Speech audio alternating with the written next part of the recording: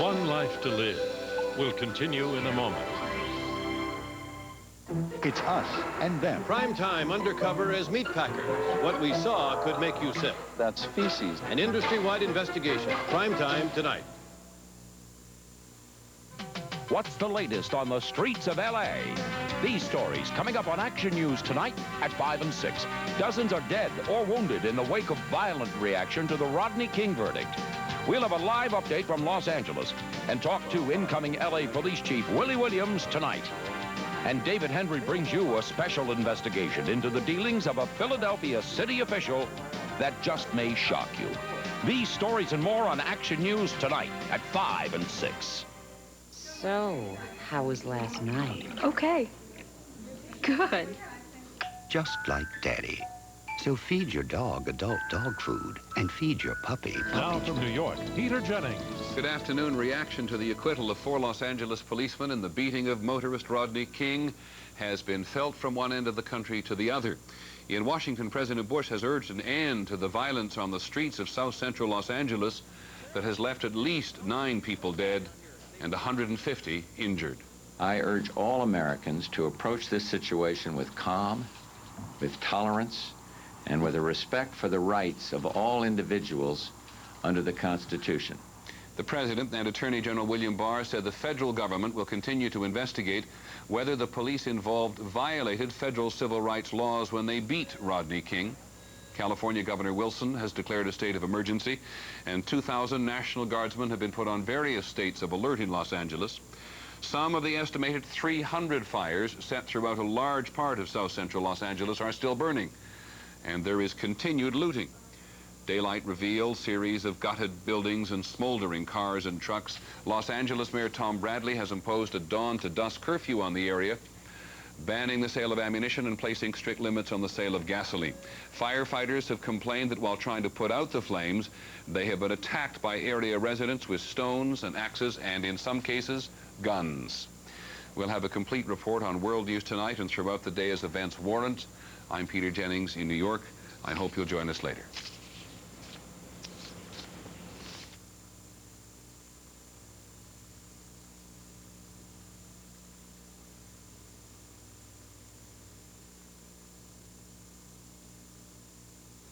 So you're shopping at Frank's for great spring values. Uh-huh. At Frank's, we always spend less money on quality flowers, shrubs. But what we really like are the great gardening tips. Oh, I love days like this. Yeah.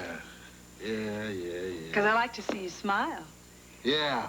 Yeah, and you never smile as much as on days like this. Yeah. I got something to make you smile. Really? You better believe it. First, you need a little mood lighting.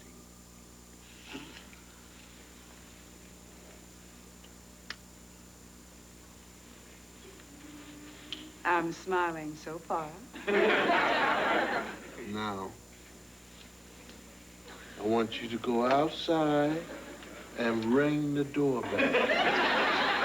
No, I'm serious, honey. I fixed the doorbell. And you will smile. When you hear it, you will smile. It's honest. I don't think so.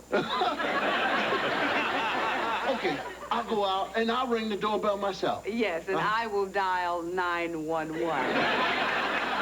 No, it works now. And it works the way I want it to work. All right, you think I'm kidding? All right, here you go.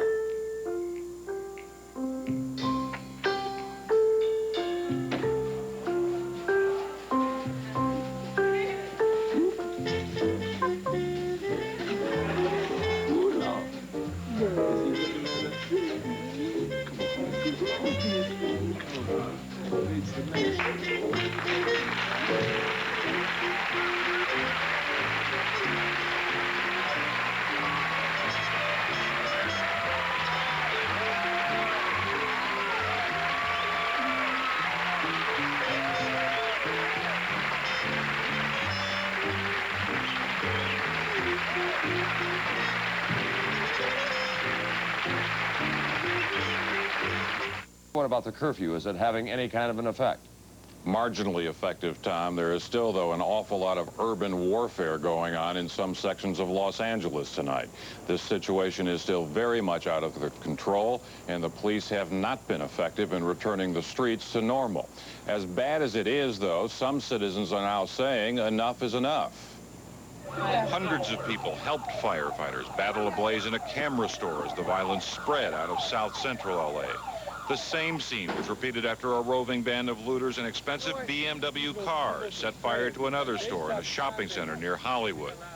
Where are the thousands of Los Angeles police, the National Guardsmen, the Highway Patrol?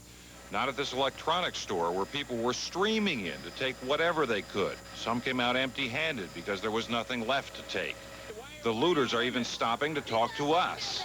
Everything is taxed anyway. Everything is free. Why not take it? The authorities have simply not been able to keep up. There are too many places in this vast city tonight where there is trouble, where the streets have been taken over by mobs. 2,000 National Guardsmen have been deployed in Los Angeles, but they are not trying to stop the street violence. They are protecting stores which have already been looted. As more guardsmen arrive, officials say their main job will be to provide protection for police officers who will try to disperse the crowds or make arrests. There was some tough talk from California Governor Pete Wilson tonight. We are not going to suffer violence or lawlessness or anarchy. We will insist upon the rule of law. But as of an hour ago, Tom, we are told that of the more than 1,200 fires, there has not been a single arrest of a person charged with arson. Roger, we do know that National Guardsmen have been deployed. Are they being moved into areas that have not yet been hit to protect them? No, I think they're still responding to the trouble spots, to the hot spots of the city. There are so many of them that there are not enough police, there's not enough National Guardsmen, there's not enough of anybody in authority to spread out and keep the violence from spreading, which it has been doing tonight. Thank you very much, Roger O'Neill. Local Los Angeles television stations have been on the air continuously. Reporters are racing from one end of the city to another, and one of them for KNBC is David Garcia, who tonight is in the middle of Hollywood on Hollywood Boulevard, where a fire has just been extinguished. David, that's normally a very busy area and familiar to a tourist from across America. What's the situation there at this hour? On any given night, this is absolutely a carnival of activity. All kinds of people up and down, shops, restaurants, people having a good time on Hollywood Boulevard. Tonight, Hollywood Boulevard is deserted. Two major fires broke out here, one directly in front of us that is right now a burning hulk. The police very, very much in control on Hollywood Boulevard, Tom. The riot police out with their helmets, armed with shotguns and nightsticks. And if any further looting continues here, that will be put an end to immediately. There has been sporadic looting throughout Los Angeles all day, and in some pockets there has been looting big time. What you're looking at right now, what is left of a hulk, a store that was burning furiously. You can see just a little flame in the back. What is left of this building tonight. Tom? David, the people who hit that store, they were obviously arsonists. What did they do, get away on the Hollywood Boulevard or something? Yes, it's called a Hollywood shop meet, and it's full of electronics, all kinds of different products. It was burning furiously into the night. They ran in, got what they wanted, torched the place, and stole into the night. And that has been going on throughout the Hollywood area, along famed Sunset Boulevard. They work in teams. You'll have 2 or 3 guys coming along by themselves. What they do is kick in the glass and run.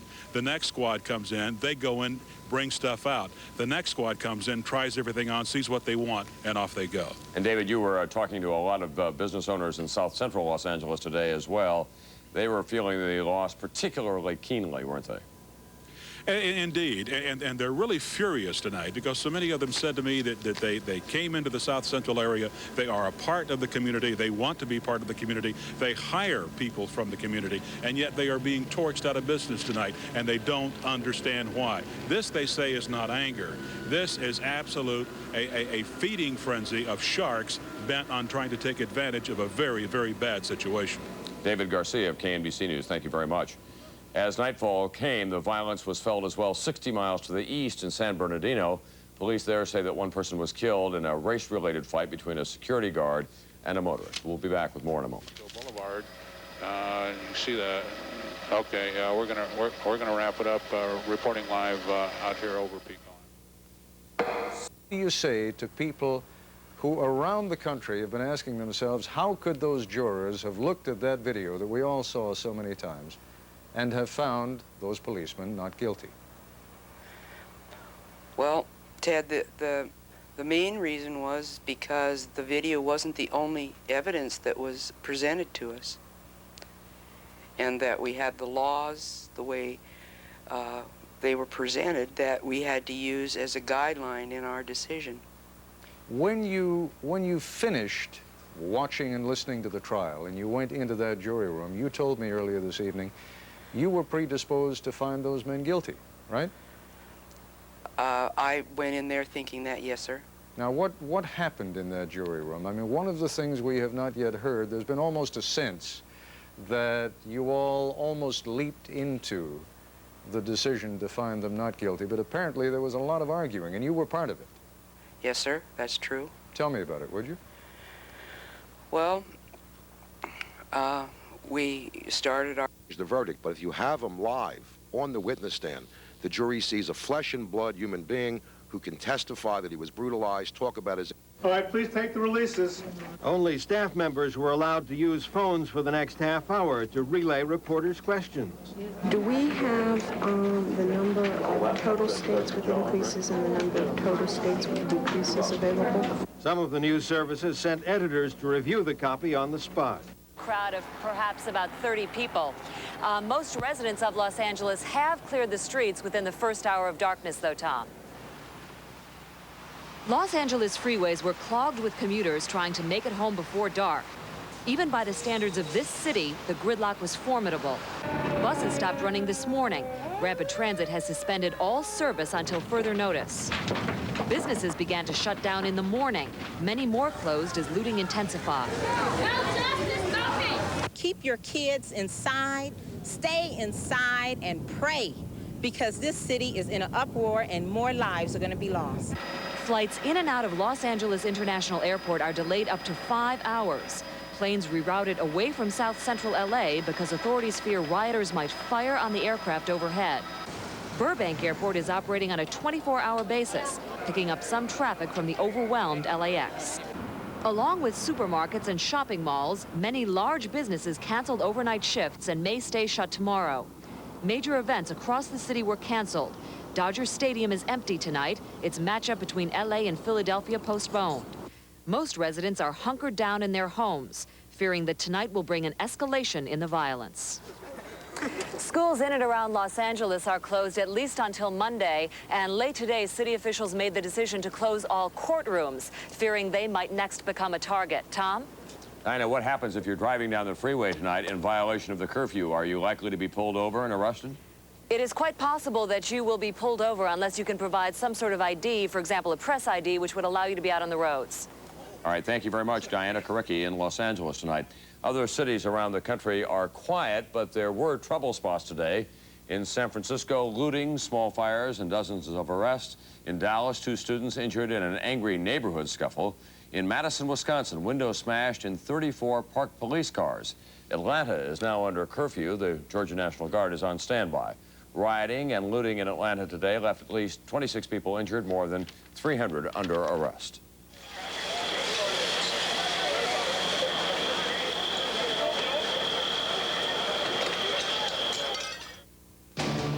In the soul of madness, a cop and a killer. That area tonight. These are people who are being evacuated from an area threatened by fire. Obviously, in the south central part of Los Angeles. The real tragedy here is, of course, that many of these people are innocent victims of all of this. They're being burned out of their homes, their businesses, their places to shop.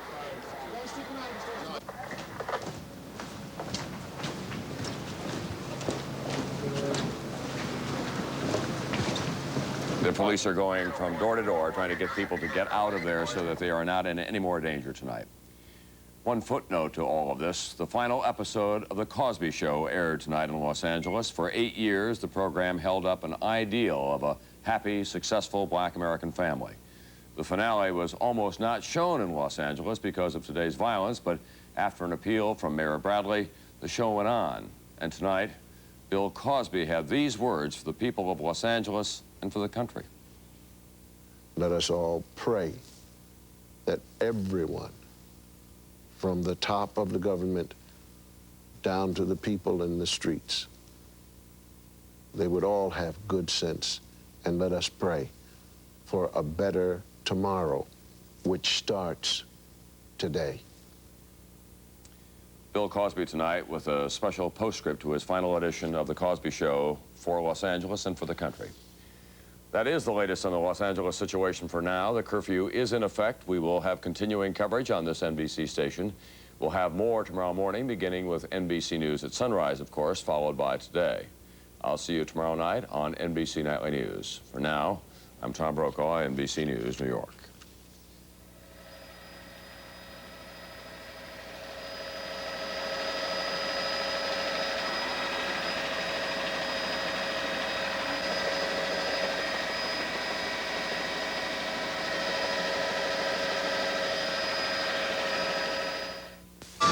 Beverly D'Angelo, Peter Strauss, Trial, NBC Sunday.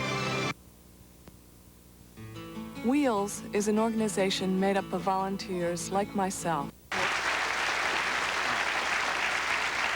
Now, it's interesting to me, and God, I hope it's interesting to you. The different newspapers covered the story different ways. Now, if you saw the New York Times today, it said, "New planet found." Wall Street Journal said, "Telescope technology pays off." And Variety, the show business trade paper, said, "Possible new audience for Hudson Hawk." Funny the way that's a movie that came out that didn't do too well. Anybody here from Texas tonight? Interesting what they did down there. The state of Texas scrapped plans to put their state motto on their license plate. The state motto in Texas was friendship. Texans don't like it. You know why? They thought it sounded too wimpy. We had the same controversy here in Southern California last year. They wanted to use land of 1,000 fingernail boutiques.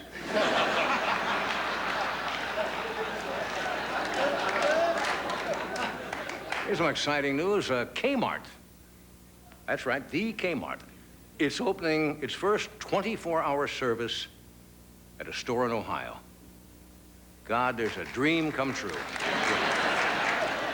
How many times have you waking up at 4 in the morning and said, "God, I wish there was somewhere I could go to get a case of Mountain Dew"? You know, when you get that craving for Spam, now you can go right to the store. Barnum and Bailey Circus was in the news today. Do you know they're offering a full scholarship to qualified students to go to clown college? Does that sound exciting, career? To become a clown, go to a clown college. You have a wonderful slogan. It says, "A pair of big shoes is a terrible thing to waste." That's at the clown college. Okay, we have some people we invited here tonight, and they actually showed up. I just saw Dudley Moore in his dressing room, and he's here tonight.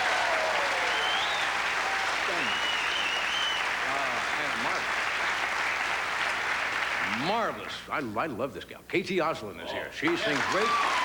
And we have very funny comedian. Wayne is the host of a show on Fox, the comic, what is it, Comic Strip Live or comic improv? Improv comic? What? Comic Strip Live. My staff is right on top of things. Wayne Cotter is here tonight also. So stay where you are and we'll be... Justice was served, this would never happen. Sure, Mr. Rodney King here, he'll probably get a lump sum of money, fine. But what does that do with all the businesses that burned down? Nothing. Nothing at all. I'm angry, but you know, hey, it's a damn shame. That's all I can say. It's 5 p.m. now, and Congresswoman Waters finally arrives at Dulles Airport outside of Washington. Is there a 2-hour delay on this money? It's the first I've heard of that. I'm not sure. They were having some problems with the airport. It is open as far as they knew because of the riots. Waters then spots Jesse Jackson, who's booked on another flight to L.A. Oh, that's a lot better than this one. They're talking about 2 hours.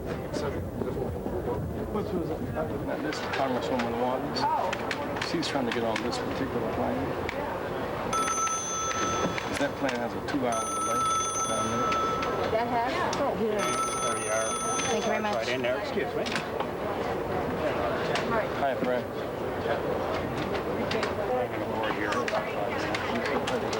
Our first class is full, so we can put you on the standby list. We can get you on this flight, but we cannot guarantee you will get on first. Didn't know I could try, did you? 10 minutes later, Waters races for her luggage, but learns her original flight is now ready to leave after all. At least I got my exercise for today. A bad day all around. Waters' flight is diverted to Las Vegas. At day's end, President Bush invites national black leaders to attend a White House conference tomorrow. But I will do my level best to heal the wounds and to bring people together in the aftermath of the ugliness that we witnessed last night. A president should do no less. And now we have the results of a new poll that was conducted by ABC News and the Washington Post. Since the Rodney King verdict came down, 606 people contacted by telephone. This poll has a margin of error of plus or minus 5 points. Most blacks and whites alike say the Rodney King verdict has done major damage to race relations in America, and most say that, in their opinion, the police officers who beat King were guilty of a crime.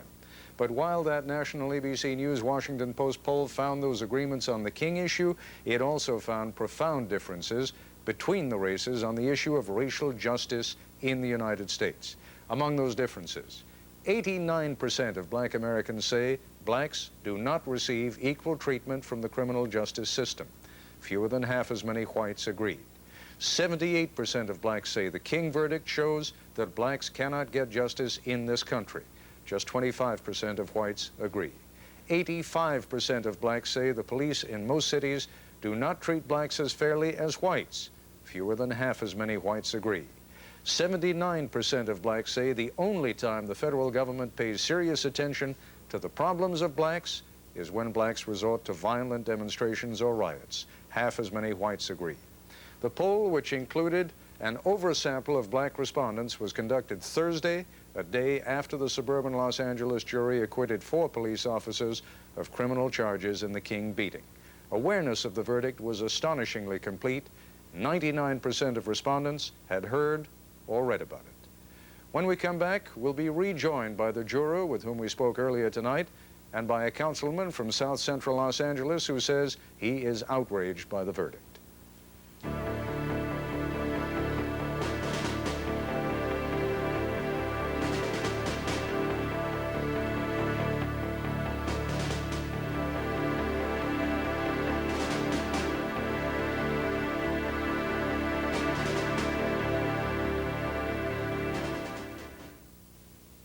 How bad are your allergies? Terrible. Terrible allergies.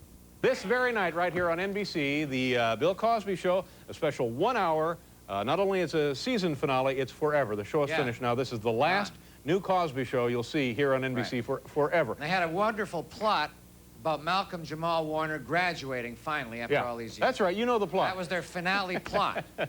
Right, and here we have some rejected plot ones that they considerations. didn't use. Yeah, these were things that they thought about and were, for one reason or another, rejected. The Cosby Show was on the air 18 years here at NBC. Tonight was the last night in their big 1 hour finale. Bob, try and get Bill Cosby to come on the show, will you? All right, good. And as long as you're at it, see about Bruce Springsteen. I understand he's going to be in the building next week. Here we go.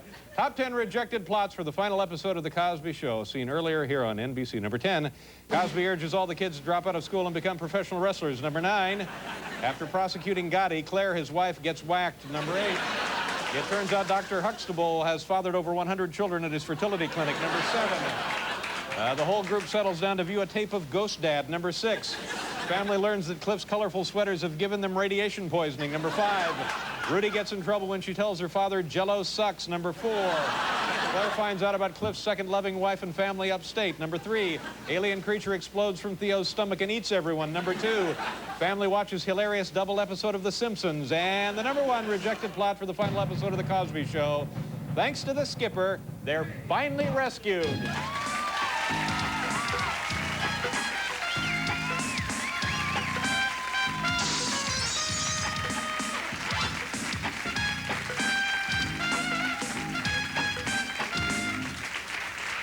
I can't tell you the sense of confidence and well-being I'm experiencing tonight thanks to this brand new chair. Sure. See, you have good equipment. Exactly. You can do anything. There. I have... Thank you. I don't know what that is, but thank you. You're looking at a man with plenty of lumbar support. Thank you. Our first guest tonight has starred in these motion pictures, Desperately Seeking Susan and New York Stories and many others. Her latest film offering is called The Linguini Incident. It opens nationwide on Friday. Ladies and gentlemen, sound. Yeah. Now, when was the last time you were here? A couple of years ago, at least? A long time ago. Longer than that. Like 5 years ago. Disney World in Paris. Is it the same as like Disney World and Disneyland? I mean, it's incredible. And just imagine you're in Paris and if you happen to ever be sick of Paris and you miss America, it's right there. 45 minutes away by train. 45 minutes, you're there in Disneyland. It's it. Have the French people taken to it? Have the Europeans, are they trampling all over the place to get in? Do they love it? It's packed. Yeah? They enjoy it? I think it's successful. So you go in there and what kind of things, it's not different at all? No, it's Mickey, Minnie, everybody. They're all there. You were there opening day? Yeah. What'd you do? I went on Pirates, Caribbean. Yeah? Did you eat yourself silly on corn dogs? That's what I did. Wow. And had you been on Pirates of the Caribbean in Anaheim and also Orlando? Yeah. How does this one stack up? We grew up with Disneyland. You know, this is a part of our culture. Disneyland is very American. So for the Europeans and for the French, they've just never seen anything like it. So it was amazing to see their faces. They had never seen anything like this in their life. And I don't think they expected. Here's what I predict. I predict there's going to be some sort of social, cultural uprising. And the French people will do to Euro Disney the same thing they did to the Bastille. You may be right. It'll be all right for a year and a half, 2 years tops. And then the French people, they're normally full of wine anyway, aren't they? They're going to get themselves full of that cheap red wine. They're going to go nuts. They're going to rent a bunch of cars, those Peugeots or whatever the hell they drive over there. And they're going to drive out there and just burn the place down. They're just going to knock it over and destroy Disneyland. I mean, we'll see what happens. I mean, right now, it's the rest. The French are not, some people are not happy with it. Well, those are the ones to keep an eye on. Yeah. That little core group is what I'm talking about. Yeah. How's your social life? You dating anybody? Yes. Yeah? Anybody you want to talk about? Anything you would like to tell us? I have someone who's, I'm engaged to, but we haven't told anybody yet. Wow. You're engaged to be married to this man? Yeah. Congratulations. What's his name? Paul Buchanan. What does Paul do? He is a musician on the Blue Nile. Wow. The band, the Blue Nile. He is the Blue Nile. Yeah. And when will you be getting married? We haven't set a date. Yeah. I can't believe I've just done this. Yeah. Well, good for you.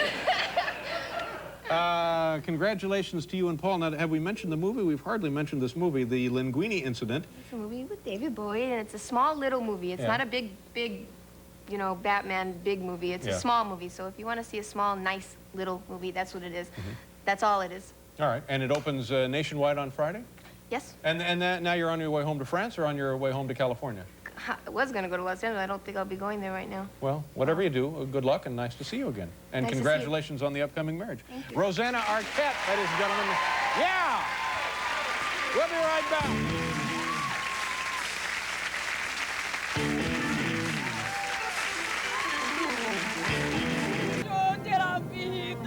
Why are foreign films so foreign? Perché domando perché? Try Bud Dry. It's dry brewed, not watered down. To drink light, yet satisfy completely. So at least refreshment speaks to everyone.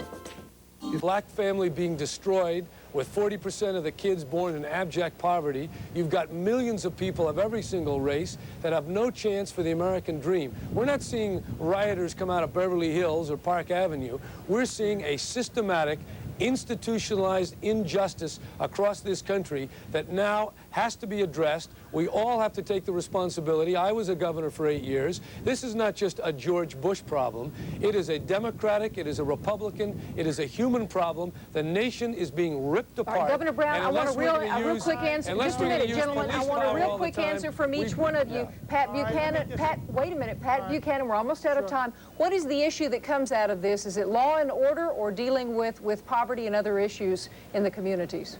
The issue that comes out of this is the moral flabbiness of leaders who cannot deal with the gutting and looting of a great city by people who are the brown shirts of 1992. All right, real quickly, Governor Brown, what is the issue? It's to stop the abandonment of America, and the Democrats in Congress and Bush together commit ourselves now, within the next 30 days, to a program of economic revitalization so that every American has the prospect within a foreseeable period of time of having a job that pays a living family wage. Governor Jerry Brown, Republican non-negotiable candidate, demand Pat that I believe Buchanan. America has to make to itself. Unfortunately, gentlemen, we're out of time. Thank you both for joining us. Thank you. Bernie? Thank you. Up next on Inside Politics, what sort of political response will arise from the ashes of discontent in Los Angeles? A discussion when we come back.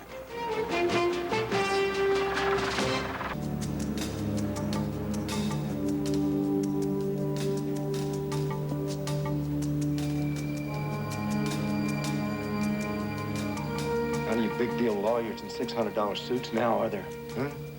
Nothing between you and me, is it? Right now, we want to patch into some live coverage in Atlanta. WSB, this is a helicopter shot of some of the things that are happening right now. We have told you that there have been some disturbances because some of the students who had wanted to march this afternoon were prevented from doing so.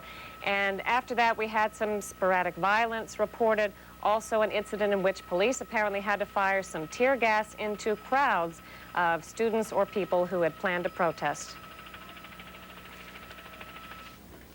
This, what is happening in Atlanta is a reaction to the King verdict. The riots last night on the west side of Las Vegas also, reaction to the verdict, prompted the state's governor there to order out National Guard troop at the recommendation of the Sheriff's Department. And they have been moved into the area to impose a curfew which goes into effect this evening. Looting and arson also in San Francisco led to more than 1,000 arrests, and a second night of curfew there. A state of emergency exists in San Francisco. Small groups of rowdy teenagers roamed the streets of Beloit, Wisconsin. There were several arrests, and one person was critically injured there. They're cleaning up Seattle today, too, after trouble last night with groups of young people. Los Angeles, the city of sunny skies, palm trees, and movie stars, has gained unwelcome fame this week. As we all know, newspaper headlines around the world detail the days of siege and the aftermath of the King verdict. Rage from the city's streets has reached across the Atlantic. At a May Day celebration in Berlin, a banner held aloft by leftist demonstrators declared sympathy and solidarity with rioters in Los Angeles. And there was violence.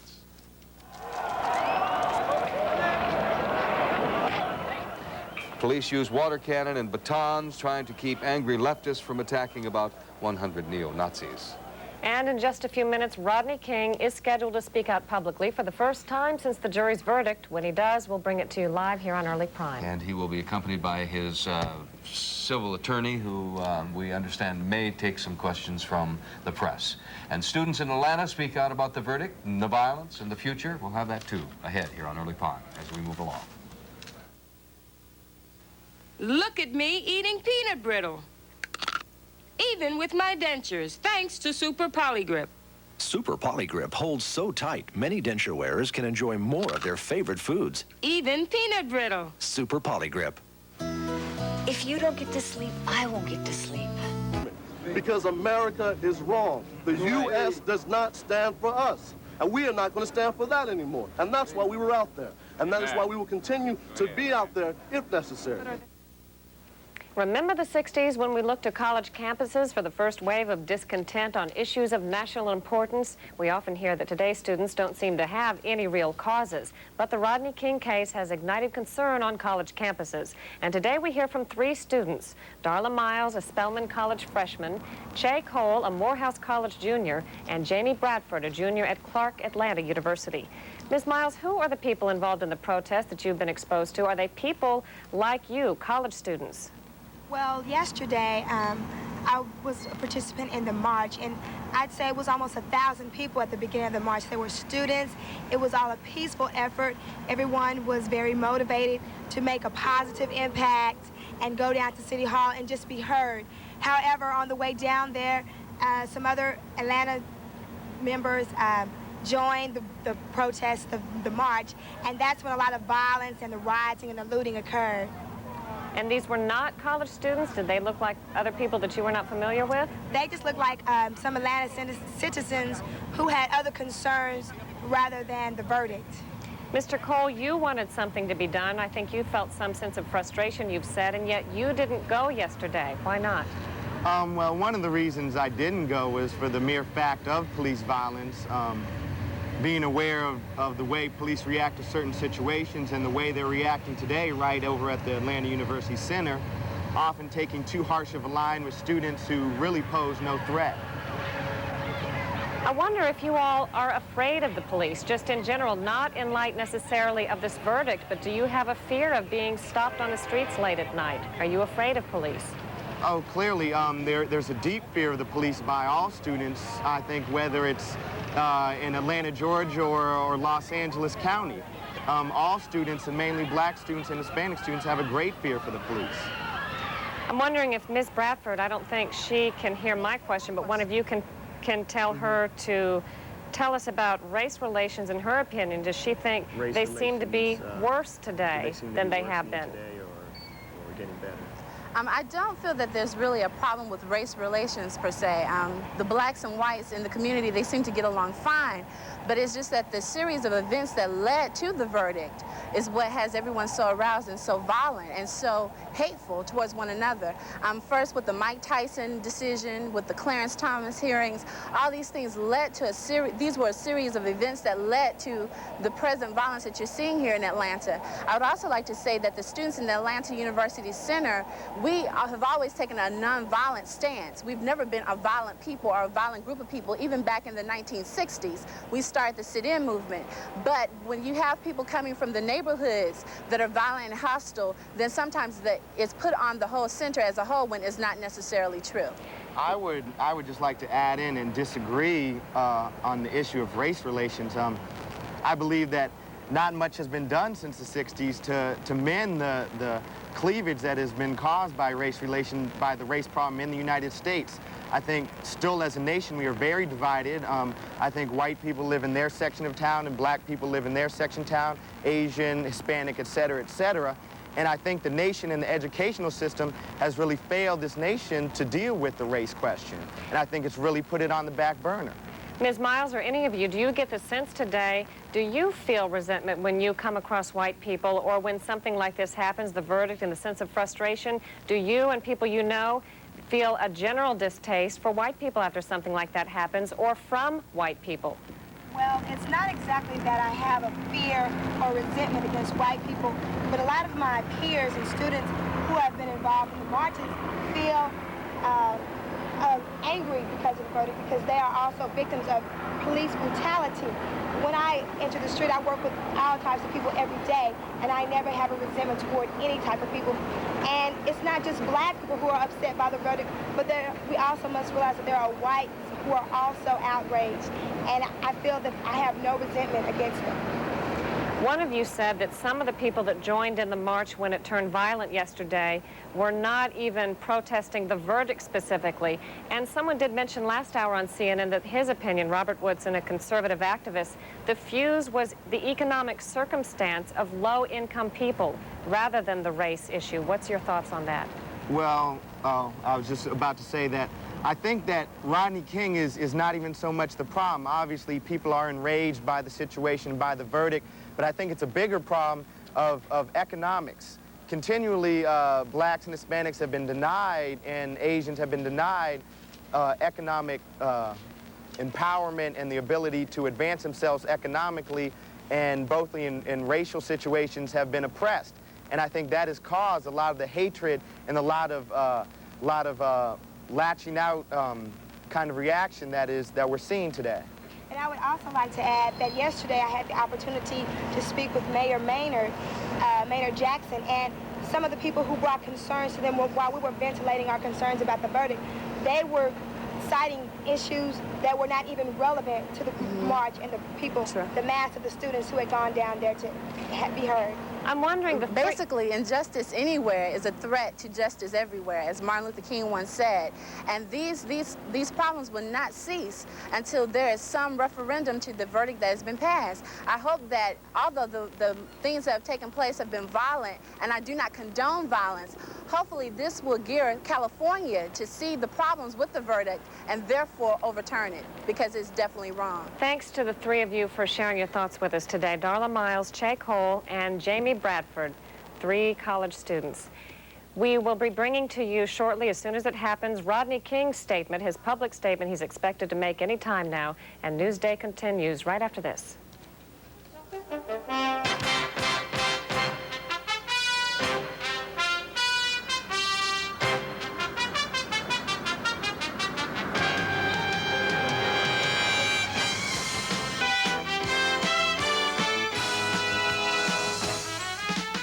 We are awaiting Rodney King and his attorney to show up in Los Angeles. When that happens, we'll bring that to you live.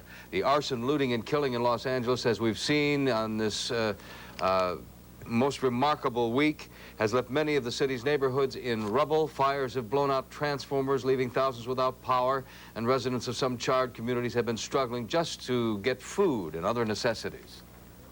The buildings were burning there, and we never knew if the flame was going to leap over here and start burning in this area.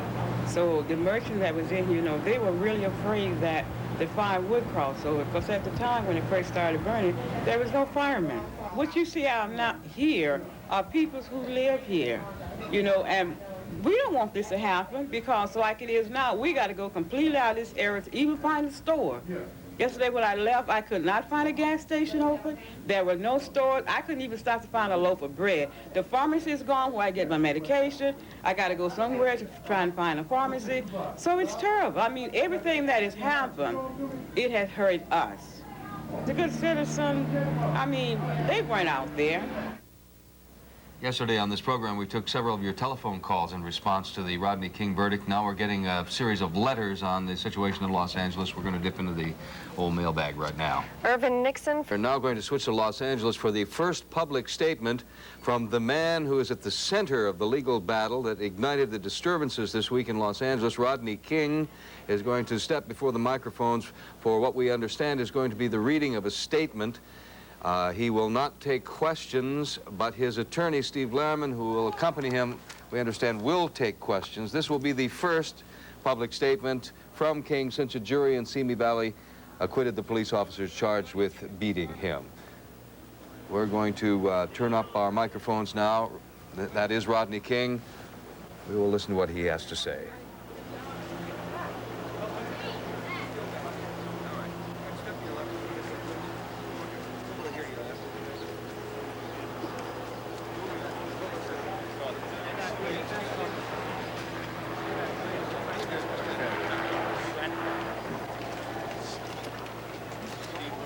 Ladies and gentlemen, I want to thank you all for coming. On behalf of Rodney King and all of us that have worked and continue to work with Rodney King to ensure justice being done in his case, we thank you. Until today, Mr. King's personal safety and security could not be guaranteed. And although he wanted to come forward much sooner to call for peace, he was also fearful that his very presence, his very appearance, might incite more violence when his own anger after the verdicts were read might not have had a calming effect. We are all still shocked by the verdict in the Simi Valley trial of the 4 officers charged in the beating of Rodney Glenn King. The aftermath of urban violence inflicted upon the city of Los Angeles and other areas, however, calls for a putting aside of shock and anger and demands that civil order return. And while there's no doubt that the verdicts in the King case precipitated the violence, it is clearly apparent that a senseless and criminal mentality has taken over the streets of our city. Rodney King has this to say to all the people of Los Angeles and all the people of the cities of the United States so caught up in this horror and hate. The killing, the burning, the looting, the chaos must stop now. As an African American and a black man, the victim of the most notorious incident of police excessive force, Rodney King is well aware of the pain and sense of loss, which is a product of violence, however manifested. Rodney King will have justice, but in a court of law. Please do not forget that Mr. King does have a civil rights action pending in Los Angeles, not Simi Valley. And justice will be his.